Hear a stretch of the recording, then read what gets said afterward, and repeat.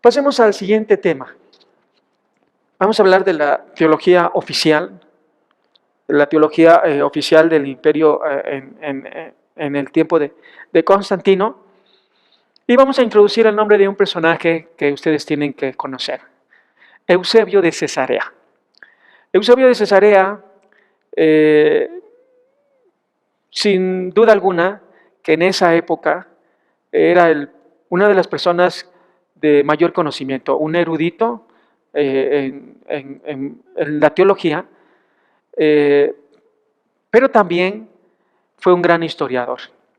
Eusebio nació alrededor del año 260, probablemente en Palestina. Ahora, ¿por qué se le llama Eusebio de Cesarea? Porque fue obispo de esa ciudad y ahí se crió. Si bien nació en Palestina, pero se crió en Cesarea. No sufrió personalmente durante la persecución, aunque sí sufrió la muerte de muchos de sus compañeros más allegados.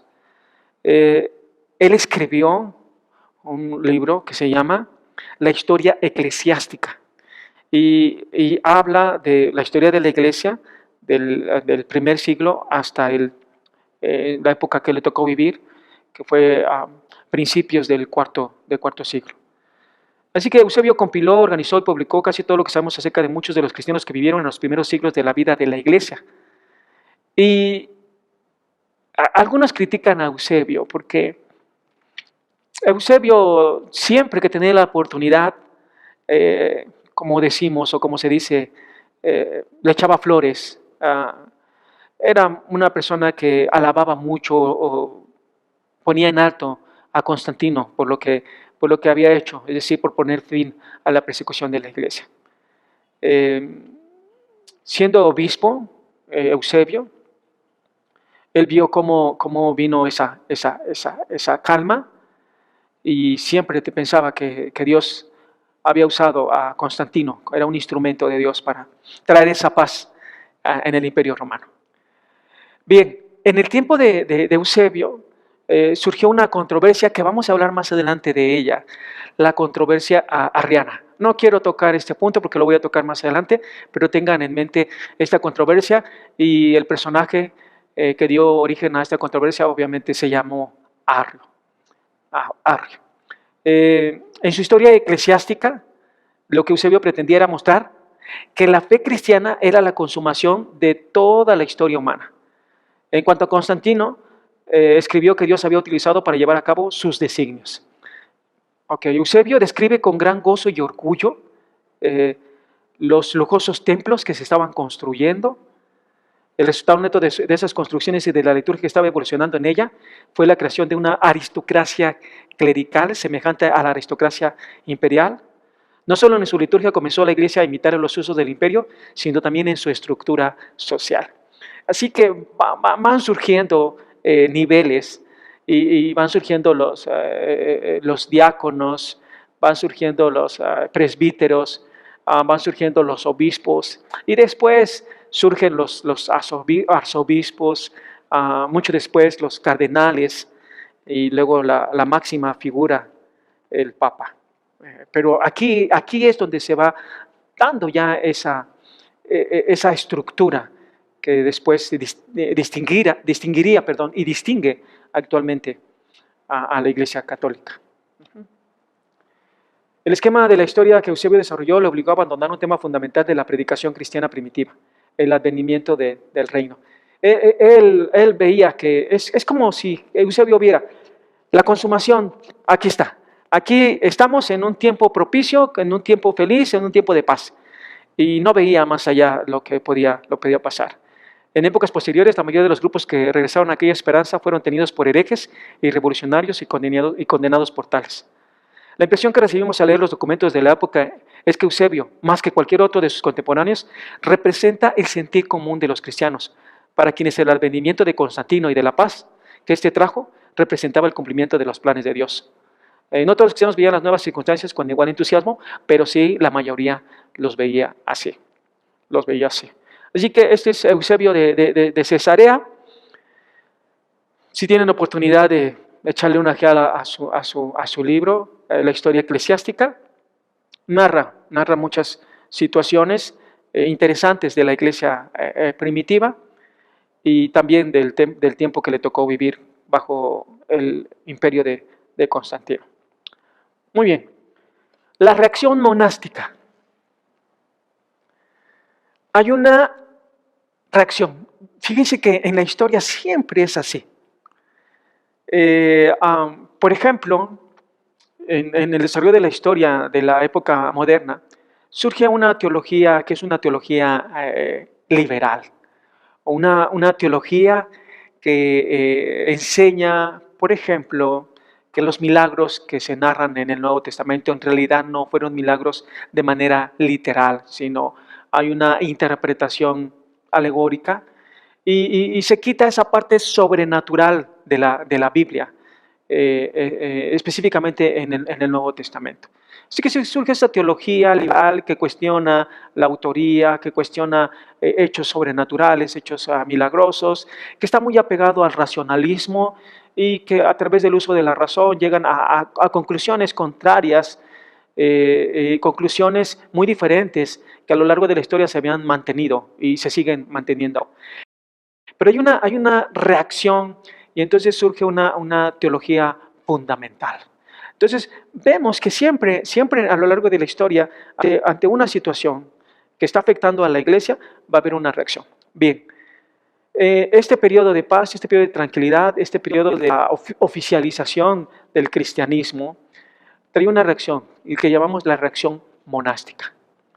Las nuevas condiciones de la iglesia tras la paz de Constantino no fueron igualmente recibidas por todos los cristianos. En tanto que los obispos nada más competían porque ahora con la construcción de templos, con la paz, la tranquilidad, el agregado de nuevos cristianos, crece la economía de la iglesia. Entonces, ser parte de una congregación en una ciudad determinada, no solamente está el interés de enseñar, sino también hay un interés económico. Los ricos y los poderosos parecían dominar la vida de la iglesia. Cuando la paz de la iglesia parecía asegurada, muchos veían en esa paz una nueva artimaña del maligno. Cuando la iglesia se une a los poderes del mundo, cuando el lujo y la ostentación se adueñan de los altares cristianos, cuando la ciudad toda parece decir que el camino angosto se ha vuelto amplio, es indicativo de que la iglesia ha perdido su propósito original. Y ante tal situación, entonces la respuesta de muchos no se hizo esperar. Huyen de la sociedad, abandonan todo y tratan de castigar el cuerpo y las pasiones que dan ocasión a la tentación. Así que surge el monaquismo. El monaquismo tiene dos orígenes paralelos. Uno proviene dentro del mismo seno de la iglesia y otro de afuera. Dentro de la iglesia, el monaquismo se nutrió de las palabras del apóstol Pablo y la experiencia de la iglesia misma, en el sentido de que quienes no se casaban podían servir más libremente al Señor. Este sentimiento se unía también con frecuencia a la creencia en el pronto retorno de Jesús. Ahora, de fuera de la iglesia, recibió ideas, ejemplos y doctrinas que también impulsaron el movimiento monástico. Parte de la filosofía clásica sostenía que el cuerpo era la prisión del alma, ya lo dijimos. La tradición estoica enseñaba que las posesiones son el gran enemigo de la verdadera sabiduría y que el sabio se dedica al perfeccionamiento de su alma y de su dominio sobre las pasiones. Varias religiones de la cuenca del Mediterráneo tenían vírgenes sagradas, sacerdotes célibes, eunucos y otras personas que por su estilo de vida se consideraban apartadas para el servicio de los dioses. Bien, toda esta situación filosófica, religiosa, da origen al monaquismo y al hecho de, primero, rechazar toda esa ostentación y toda esa nueva religión que estaba alejando de los principios bíblicos, pero alejarse también de las tentaciones, de las pasiones y de los deseos de la carne.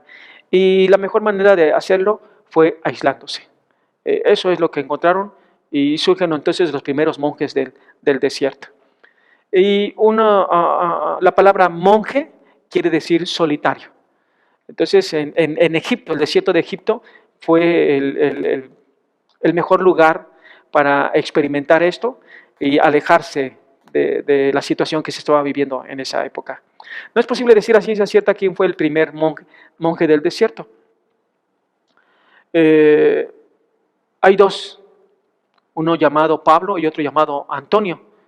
Y ellos fueron nombrados en algún momento, tanto por Jerónimo, que vamos a hablar más adelante de él, y por Atanasio.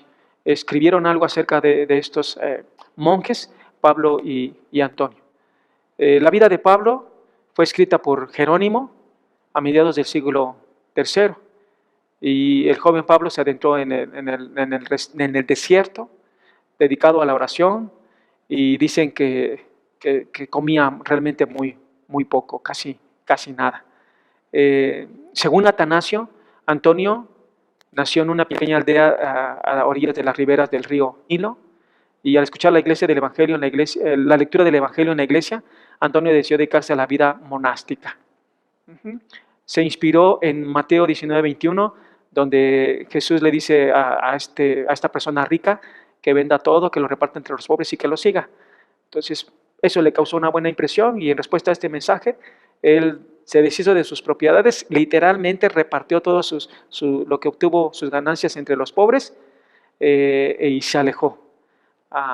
Antonio, según narra, tuvo una visión en la que Dios le decía que no temiera, pues su ayuda estaría siempre con él. Murió en el año 356, y tanto Pablo como Antonio se retiraron al desierto un poquito antes de la época de Constantino, pero ahí está este testimonio. Aquí tenemos que reflexionar, ¿qué beneficio trajo esto? Y también tenemos que ver la influencia de ese pensamiento que sigue permeando en muchos cristianos, de que el cuerpo es malo. Así que la mejor manera de resolver eso es aislándose, es castigando su cuerpo, es meditando. Pero a la luz de la palabra de Dios, ¿qué tan válido es este movimiento o esta reacción monástica? ¿Cuál es la enseñanza que nosotros vemos en la palabra de Dios? En los propios discípulos, en el mismo Señor Jesucristo. No vemos ni en el apóstol Pablo un aislamiento.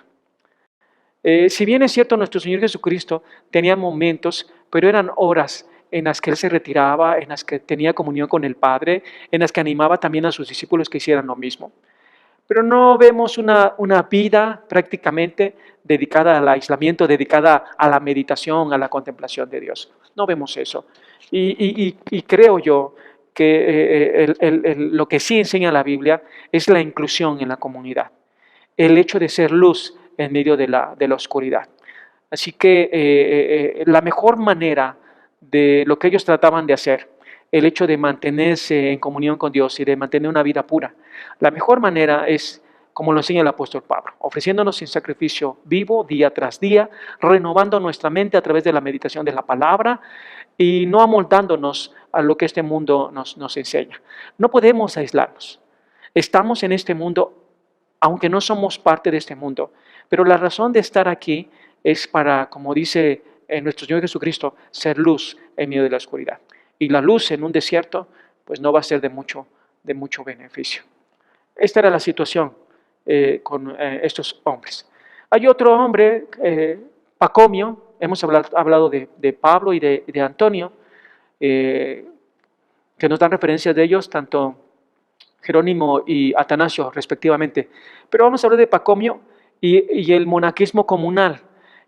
Es diferente el monaquismo comunal porque en el caso anterior estamos hablando de personas solitarias, de monjes solitarios que se aíslan y están solos, pero Pacomio y el monaquismo comunal, el número creciente de personas que se retiraban al desierto y el deseo de casi todas ellas de allegarse a un maestro experimentado, dio origen a un nuevo tipo de vida monástica. Al igual que en el caso del monaquismo anacoreta, no es posible decir a ciencia cierta quién es el fundador. El monaquismo anacoreta, es decir, el monaquismo donde están solos los monjes. Sin embargo, aunque no haya sido su fundador, no cabe duda de que Pacomio, así se llamó, fue quien le dio forma al monaquismo en egipcio. Pacomio nació alrededor del año 286 en el sur de Egipto. Buscó quien lo instruyera en la fe cristiana y lo bautizara, y poco después decidió retirarse al desierto, donde solicitó y obtuvo la dirección del viejo anacoreta Palemón. Fundó un monasterio, Pacomio, que creció rápidamente. También su hermana María fundó varias comunidades de monjas, y la vida de cada monje pacomiano se dedicaba por igual a trabajo y a la devoción, y hasta el propio Pacomio daba ejemplo ocupándose en las labores más humildes. La vida económica en estas comunidades era variada, aunque todos vivían en pobreza. Era un voto el vivir en la pobreza, vivir con lo suficiente. Puesto que todo monje tenía que obedecer a los superiores, el orden de la jerarquía estaba claramente definido. Pacomio y sus compañeros nunca aceptaron cargos eclesiásticos y por tanto no había entre ellos sacerdotes ordenados. Este es nada más una breve introducción al surgimiento del monaquismo comunal. Así que hemos hablado de esa reacción monástica, y hemos hablado de tres personajes, Pablo, Antonio y Pacomio. Vamos a hablar de hemos hablado de la reacción monástica en este contexto del imperio de Constantino y un poquito antes, pero vamos a hablar de otra reacción, la reacción cismática. Vamos a hablar de un movimiento que se llama donatismo. No todos los cristianos se sentían satisfechos con el nuevo estado de cosas que resultaba de la política religiosa de Constantino. Así que hubo muchos otros que declararon que el resto de la iglesia se había corrompido y que ellos eran la verdadera iglesia. De muchos grupos que adoptaron esta actitud, el más numeroso y duradero fue el donatismo. El donatismo surgió por la cuestión de los caídos. ¿Recuerdan? Ya platicamos que muchos, siendo torturados, pues negaron su fe. A eso se les conoce como los caídos. La iglesia tenía que enfrentarse a la cuestión de qué hacer con los que habían sucumbido ante la persecución y que después podían ser restaurados a la comunión de la iglesia. No faltaron cristianos que se mantuvieron firmes en la fe. Los miembros de este grupo que lograron sobrevivir, bueno, ya lo dije, reciben el título de confesores y se les veneraba por la firmeza de su fe. Pero hubo una situación en la que, según los donatistas, uno de los tres obispos que había consagrado a Ceciliano era un traidor, es decir, había entregado las escrituras y por lo tanto esa consagración no era válida. ¿Qué estaba pasando? Ceciliano era un obispo y había ordenado a otro, pero Ceciliano había caído. Entonces, los donatistas decían, si él había caído, la ordenación que él hizo no tiene validez. Entonces, alguien que ordene a alguien verdaderamente tiene que estar reconocido por la iglesia. Y en el caso de él no es así. Estas eran las cuestiones que se debatían. Pero cuando nos adentramos más en los documentos de la época, nos percatamos de que había otras causas que se revestían de argumentos teológicos. Los primeros donatistas no se oponían al imperio, sino al mundo. En varias ocasiones trataron de persuadir a Constantino de que había juzgado mal en fallar en pro de Ceciliano, que finalmente apoyó a Ceciliano. Alrededor del año 340 apareció entre los donatistas los circuliones, así se les llamaba, quienes llevan su fe hasta el fanatismo. Es un ala radical del donatismo. A veces los dirigentes donatistas de las ciudades los condenaron y trataron de separarse por ellos por completo, pero los circuliones representaban un descontento popular profundo y el movimiento no pudo ser extirpado. Los donatistas sencillamente rompieron con la iglesia que se había aliado al imperio. Así que los donatistas se separan y tratan de mantener la pureza de la iglesia, y fue un grupo que tuvo la intención de una pureza por la iglesia, ya que desde la perspectiva de ellos, la iglesia con Constantino se estaba corrompiendo.